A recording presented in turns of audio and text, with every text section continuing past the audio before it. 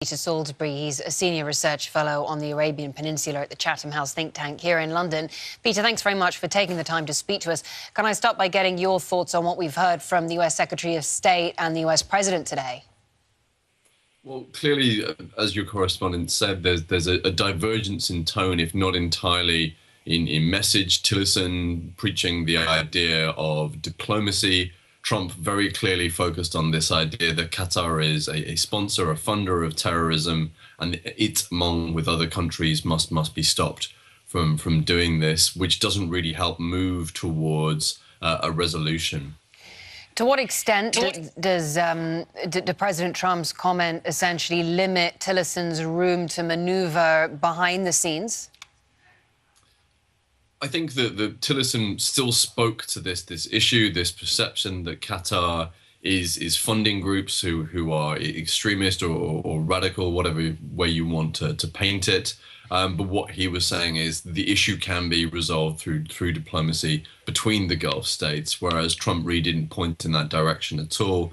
And I think that really one could argue that the sense will be among Saudi Arabia, the UAE, and the other countries involved in the effective blockade at this point of Qatar, that they've still got plenty of rope, that they can keep pushing on this issue, and that while the Secretary of State will make statements, it doesn't sound like the Trump administration is going to push back too hard.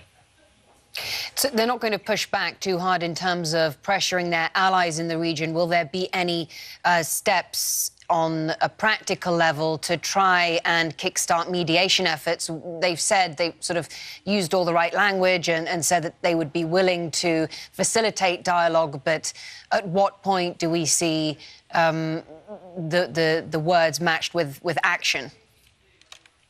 Well, I mean, that's the question, really. We're seeing the Emir of Kuwait, Sabah al-Sabah, doing his best to do some shuttle diplomacy right now. And I think the US seems to be waiting to see what comes of that. But we're seeing very strong language from the UAE in particular. We're seeing Saudi Arabia continuing to take new punitive measures on a pretty much day-to-day basis.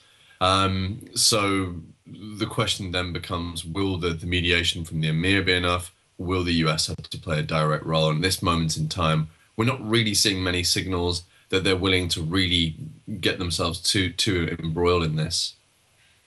And so where does that leave the crisis if you don't have an independent broker, particularly if you don't have Washington showing any sort of willingness to play a more direct role? What does that mean for this crisis if we see neither side willing to capitulate? Does it look like something that could be quite protracted and painful for all involved, actually?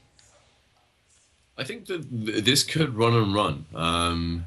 I think that we tend in these crises towards optimism. We tend to hope that things will be ended in a few days, but it feels a little bit like people are bedding down and they're getting ready to take this for as long as it goes, and they're waiting for each other to blink, really. And as long as no one blinks, this could last days, weeks, or even realistically months.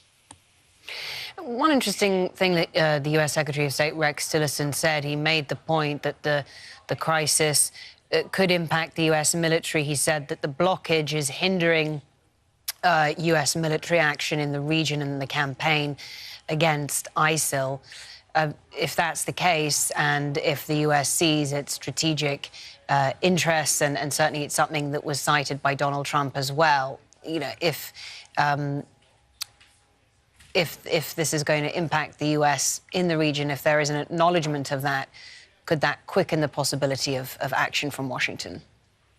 That certainly is going to be the point of leverage. That's going to be the thing that makes the US want to see this resolved as quickly as possible. But again, it comes back to this question of what can the US do, and what political capital is the US willing to use in this case? If it can find alternative supply routes, if it can maybe open up a little bit more of trade, is that going to be enough? And it feels at the moment like we're not really seeing the US waving either a carrot or a stick for anyone to really do anything to move things one way or the other. Peter Salisbury, thank you very much for sharing your thoughts with us. Thanks.